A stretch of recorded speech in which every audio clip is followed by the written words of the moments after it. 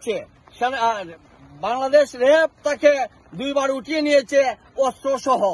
এখন বর্তমানে সে বাংলাদেশ বৈষম্য বিরোধী ছাত্র আন্দোলনের বানিয়াচং থানায় 9টি মার্ডার হয়েছে।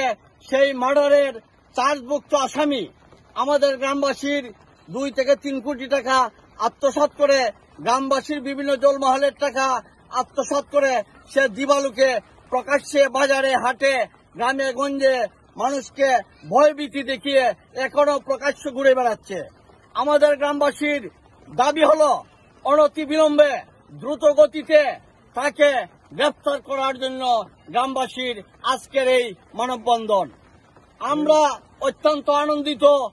কোটি কোটি টাকার হিসাব দেয় নাই, উনি 9টা মার্ডারের আসামি হইয়া এই নগর গ্রামে এখনো থাকতেছে।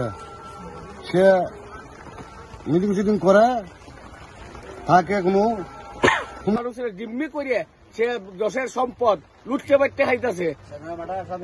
আর আন্দোলনের বৈষম্য আন্দোলনের সে 46তম আসামি, চার্জের আসামি সে নোয়াগড় বসবাস করে আওয়ামী লীগের কাটাইয়া ওপেন। এটা আমরা অবিলম্বে তারা গ্রেপ্তার চাই। তারা দিব্যি আরামে এদিক সেদিক ঘোরাফেরা করছে। 9 মার্ডার আসামি, নোয়াগড়ের সন্ত্রাস জলদস্যু আমাদের গ্রামের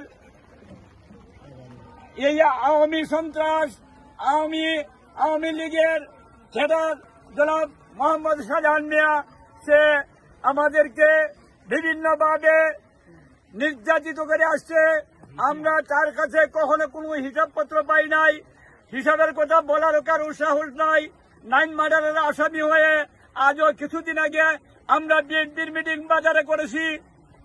আমাদের নেতা আহমদ আলী মুকিব কে নিয়ে আমরা বাজারে মিটিং করেছি। সেই মিটিংকে বানচাল করার জন্য আগের দিন সে আওয়ামী লীগের মিটিং করেছে। এখনো 9 মার্ডারের আসামি হয়ে আজও পর্যন্ত দেশে প্রভাব বিস্তার করাচ্ছে।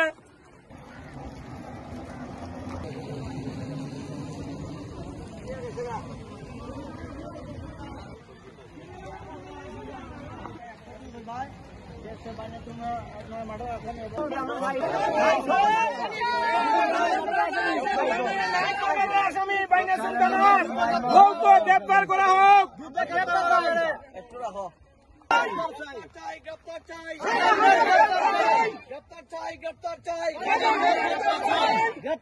গ্রেপ্তার চাই।